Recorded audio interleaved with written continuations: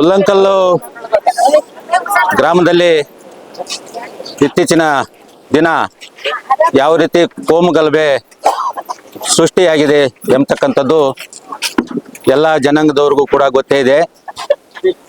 ಈಗ ನಮ್ಮ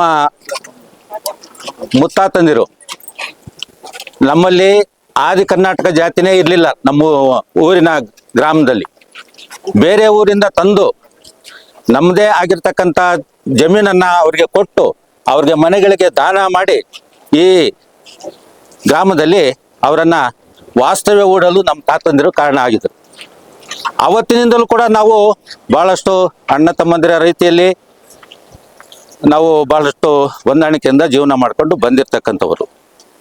ಈ ಗ್ರಾಮದಲ್ಲಿ ಒಕ್ಕಲಿಗರಿದ್ದಾರೆ,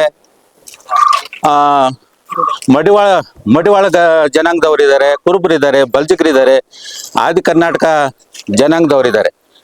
ನಾವೆಲ್ಲ ಕೂಡ ಬೋವಿ ಜನಾಂಗದವರು ಕೂಡ ಇದ್ದಾರೆ. ನಾವೆಲ್ಲ ಯಾವುದೇ ರೀತಿಯಲ್ಲಿ ಭೇದ ಭಾವ ಇಲ್ಲದೆ ಬಹಳಷ್ಟು ಅಣ್ಣ ತಮ್ಮಂದಿರ ರೀತಿಯಲ್ಲಿ ಸೋದರತ್ವದಿಂದ ನಾವು ಜೀವನ ಮಾಡಿಕೊಂಡು ಬಂದಿರತಕ್ಕಂಥ ಜನ.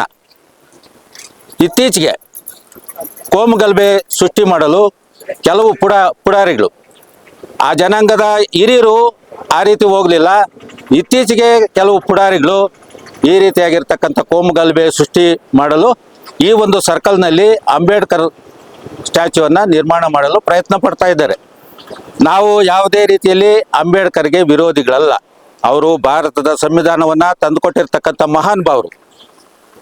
ಅವರನ್ನ ನಾವು ಎಲ್ಲ ರೀತಿಯ ಜಾತಿಯವರು ಕೂಡ ಗೌರವಿಸ್ತಕ್ಕಂಥದ್ದು ನಮ್ಮ ಧರ್ಮ. ಅವರು ಇಲ್ಲಾಂದ್ರೆ ನಾವು ಸ್ವತಂತ್ರವಾಗಿ ಬದುಕಲು ನಮಗೆ ಹಕ್ಕುಗಳನ್ನು ಒದಗಿಸಿಕೊಟ್ಟಿರ್ತಕ್ಕಂಥವ್ರು ಆ ನಾಯಕರು. ಅವರನ್ನ ಎಲ್ಲ ಜನಾಂಗದವರು ಕೂಡ ಅವರನ್ನ ಗೌರವಿಸ್ತಕ್ಕಂಥದ್ದು ನಮ್ಮ ಕರ್ತವ್ಯ. ಆದರೂ ಕೂಡ ಈ ಊರಿನ ಗ್ರಾಮಸ್ಥರ ಗಮನಕ್ಕೆ ಬಾರದೆ ಅವರು ಏಕಾಏಕಿಯಾಗಿ ನಮ್ಮ ಗ್ರಾಮದ ಸರ್ಕಲ್ನಲ್ಲಿ ರಾತ್ರಿ 9 ಗಂಟೆಗೆ ಈ ಕೆಲವು ಪುಡಾರಿಗಳು ಇಲ್ಲಿ ಕೋಮುಗಲಭೆ ಸೃಷ್ಟಿ ಮಾಡಲು ಈ ಒಂದು ಕೃತ್ಯವನ್ನ ಮಾಡಿರ್ತಾರೆ.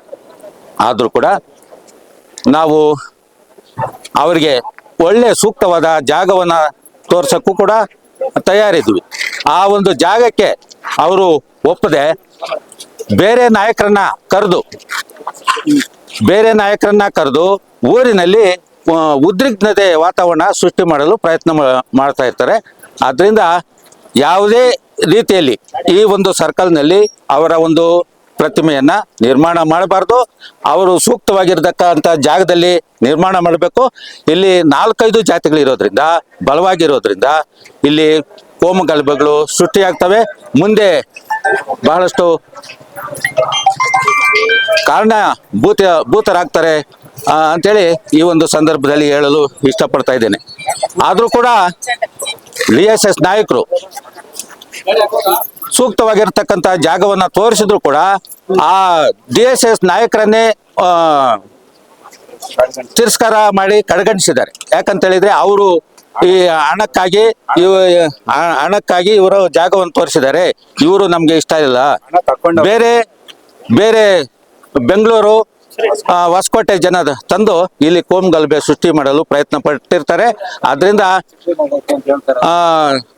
ನಾವೆಲ್ಲ ಕೂಡ ಅವರನ್ನ ಎಲ್ಲಾ ಕ್ಷೇತ್ರಗಳಲ್ಲೂ ಕೂಡ ಅಧಿಕಾರಕ್ಕೆ ತಂದು ನಾವೆಲ್ಲ ಇಟ್ಟಿದ್ವಿ. ಇದರಿಂದ ಅವರು ಯಾರೇ ಆಗ್ಲಿ ವೋಟ್ ಕೇಳಲು ಬಂದ್ರೆ ಪರ್ಕೆ ತಗೊಂಡು ಆಗ್ಬೇಕು ಅಂತೇಳಿ ತೀರ್ಮಾನ ತಗೊಂಡಿದ್ದಾರೆ. ಆದ್ರಿಂದ ಎಲ್ಲಾ ಜಾತಿಯವರು ಕೂಡ ಇವತ್ತು ಒಕ್ಕಲಿಗರು ಇರ್ಬೋದು, ಮಡಿವಾಳ ಇರ್ಬೋದು, ಬೋವಿ ಇರ್ಬೋದು, ಕುರುಬರು ಇರ್ಬೋದು, ಬಲ್ಜಿಗರು ಇರ್ಬೋದು, ಎಲ್ಲಾ ಜನಾಂಗದವರು ಕೂಡ ಒಂದಾಗಿದ್ದಾರೆ.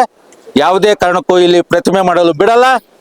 ಆದ್ರಿಂದ ದಯಮಾಡಿ ಅಧಿಕಾರಿಗಳು ಇದರ ವಿರುದ್ಧ ಸೂಕ್ತ ಕ್ರಮ ಕೈಗೊಂಡು ಈ ನಮ್ಮ ಗ್ರಾಮಕ್ಕೆ ಬಂದೋಬಸ್ತ್ ನೀಡಿ ಎಲ್ಲಾ ಜನಾಂಗದವರು ಕೂಡ ಒಮ್ಮತವಾಗಿ ಬದುಕಲು ಸಹಕಾರಿಯಾಗಬೇಕು ಅಂತೇಳಿ ವಿನಂತಿ ಮಾಡ್ತಾ ಇದೀವಿ.